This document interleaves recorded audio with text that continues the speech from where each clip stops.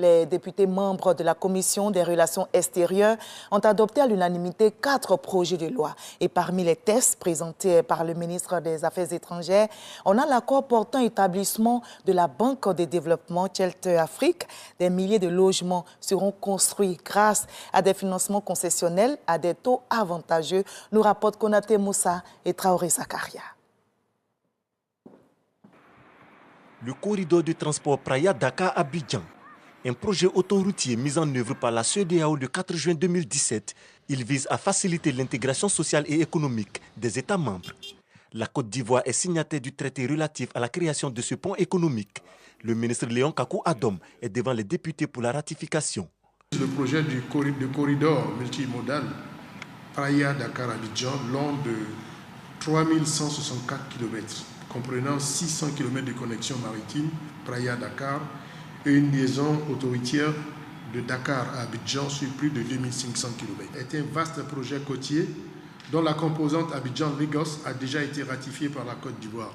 La ratification de cette initiative régionale revêt plusieurs avantages pour l'espace CEDEAO et pour la Côte d'Ivoire. Ce projet est censé relier plusieurs capitales de sorte à renforcer la connectivité régionale et l'intégration régionale. L'adhésion de la Côte d'Ivoire facilitera le déplacement des populations et favorisera le développement des relations commerciales et économiques avec les autres États. 3 autres textes de loi de ratification présentés par le ministre des Affaires étrangères. Le projet de loi de ratification de convention entre la Côte d'Ivoire et le gouvernement du Qatar pour prévenir la double imposition.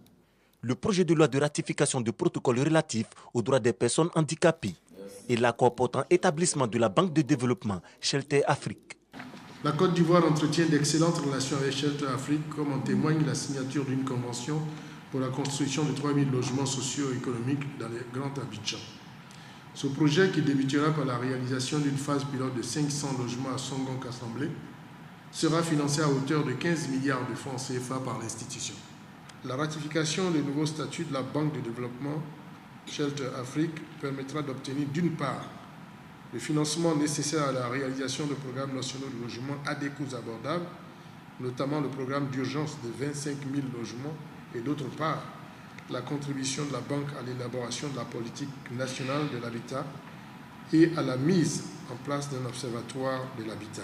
Ces 4 textes de loi de ratification ont été adoptés à l'unanimité par la Commission des relations extérieures.